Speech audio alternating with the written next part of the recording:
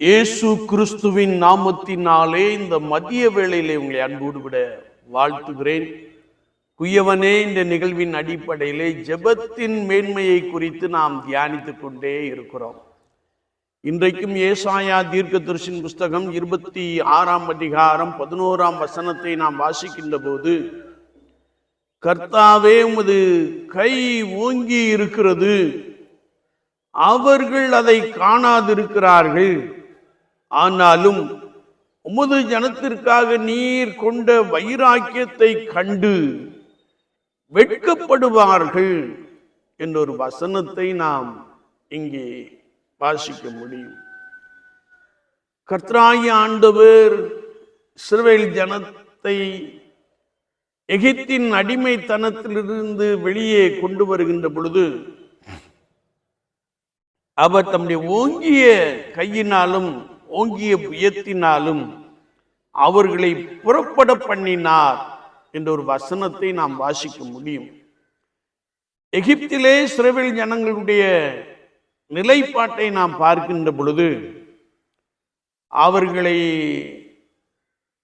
கொடுமைப்படுத்தினார்கள், அவர்கள் மீது கடினமான வேலையை சுமத்தினார்கள், அவர்களை எகிப்தியர்கள் சிறுமைப்படுத்தினார்கள். அது மாத்திரமல்ல, ஒவ்வொரு நாளும் வருத்தத்தின் பாதையிலே கடந்து வருகின்ற ஒரு காட்சியை குறித்து பரிசுத்த வேதாகமும் மிக தெளிவாக நமக்கு கற்றுக் கொடுக்கிறது. இவர்கள் எகிப்திலே மிகவும் வேதனைப்பட்டார்கள், மிகவும் வருத்தப்பட்டார்கள், நெருக்கப்பட்டார்கள். அப்படி அவர்கள் மிகவும் வேதனைப்பட்ட பொழுது கர்த்தராகிய தேவனை நோக்கி கூப்பிட்டார்கள் என்று பரிசுத்த வேதாகமத்தில் எழுதப்பட்டு இருக்கிறது.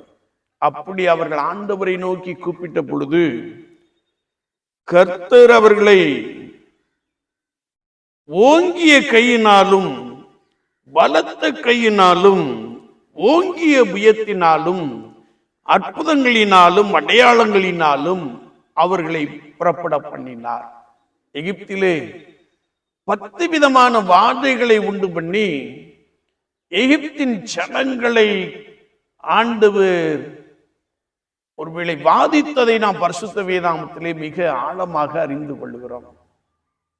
எப்பொழுதெல்லாம் ஒரு கூட்டம் ஒடுக்கப்படுகிறதோ, எப்பொழுதெல்லாம் ஒரு கூட்டம் கடினமான பாதையிலே கடந்து செல்கிறார்களோ, அப்பொழுதெல்லாம் கர்த்தராகிய இயேசு கிறிஸ்து அவர்களுக்கு துணை நிற்கிறார், அவர்களுக்காக அவர் வைராக்கியம் பாராட்டுகிறார், அவர்களை ஆண்டவர் ஓங்கிய கையினாலே வழிநடத்துகிறார் என்பதை குறித்து வசனம் மிக தெளிவாக கற்றுக் கொடுக்கிறது.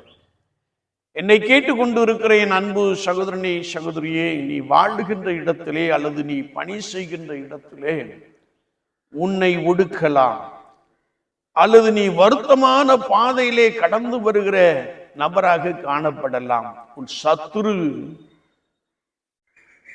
உன்மேல் பலவிதமான காரியங்களை செய்து கொண்டிருக்கலாம். ஆனால் கர்த்தருடைய ஆவியானவர் இதை எல்லாவற்றையும் பார்த்து கொண்டிருக்கிறார். ஆண்டவர் அதை பார்த்து அவர் தமது ஓங்கிய கையினாலே அவர்களை வெளியே அழைத்து வருகிறார் என்று வசனம் மிக தெளிவாக கற்றுக் கொடுக்கிறது. இதை சத்துருக்கள் காணாதிருந்தார்கள், இதை சத்துருக்கள் காணாதிருந்தார்கள். ஏனென்றால் நாம் வேதத்திலே பார்க்கின்ற பொழுது பார்வோன் இஸ்ரவேல் ஜனங்களே, நீங்கள் உங்கள் தேவனை ஆராதிக்கும்படியாய் போகலாம் என்று சொல்லிவிட்டு அவன் பின்னே ரதங்களையும் குதிரை வீரர்களையும் அனுப்பி இஸ்ரவேல் ஜனங்களை பிடித்து விட வேண்டும் என்று சொல்லி வருகின்ற காட்சியை குறித்து வேதம் சொல்லுகிறது. எதிரே செங்கடல் தடையாக காணப்படுகிறது. அந்த வேளையிலே மோசே என்னும் தீர்க்கதரிசி ஆண்டவரை நோக்கி பார்த்த பொழுது அவனுடைய கரத்தில் உள்ள கோலினாலே அந்த சமுத்திரத்தை இரண்டாக பிளந்து விட்டான். ஆண்டவர் ஒரு கீழ்காற்றை உண்டு பண்ணினார். அங்கே ஜலம் ஒரே குவியலாக குவிந்து நிற்கின்ற காட்சியையும் இஸ்ரவேல் ஜனங்கள் வட்டாந்தரையிலே நடந்து செல்லுகின்ற ஒரு பெரிய அனுபவத்தையும், அவர்கள் அக்கறைப்பட்ட பின்பு பார்வோனின் சேனைகள் சமுத்திரத்திலே கவிழ்த்து போடப்பட்ட ஒரு நிலைப்பாட்டையும் நாம் நன்றாய் அறிந்திருக்கிறோம். ஆண்டவர் தமது ஜனத்திற்காக வைராக்கியம் கொண்டிருக்கிறதை ஒருவேளை சிலருடைய கண்கள் காணாதபடியினாலே ஆண்டவர் அவர்களை கவிழ்த்து போட்டார் என்று வசனம் மிக தெளிவாக கற்றுக் கொடுக்கிறது. என்னை கேட்டுக்கொண்டிருக்கிற என் அன்பு சகோதரனே, சகோதரியே, இதே போன்ற நெருக்கப்பட்ட ஒரு சூழ்நிலையிலே நீ காணப்படலாம். ஆனால் கர்த்தரை நோக்கி கூப்பிடுகின்ற பொழுது கர்த்தர் தமது கையினாலே, ஓங்கிய கையினாலே உங்களை விடுவிக்க அவர் போதுமானவராக இருக்கிறார். சத்ருவை கவிழ்த்து போட போதுமானவராக இருக்கிறார். எனவேதான் அங்கே கர்த்தருடைய வார்த்தை சொல்லுகிறது, இந்த யுத்தம் உங்களுடையது அல்ல, இது தேவனுடையது. இன்று காண்கிற எகிப்தியனை நீங்கள் இனிவோ ஒருபோதும் காண்பதில்லை என்ற ஒரு வசனத்தை மிக தெளிவாக அறிந்து கொள்ள முடியும். சுவாச வாழ்க்கையிலே நீங்கள் மிகவும் துயரப்படுகிறீர்களோ, கண்ணீரின் பாதையிலே நடந்து கொண்டிருக்கிறீர்களோ, உங்களை சத்ரு நெருக்கிக் கொண்டே இருக்கிறானோ, கவலைப்படாதிருங்கள். ஆண்டவர் உங்களுக்காக யுத்தம் பண்ணுகிறார்.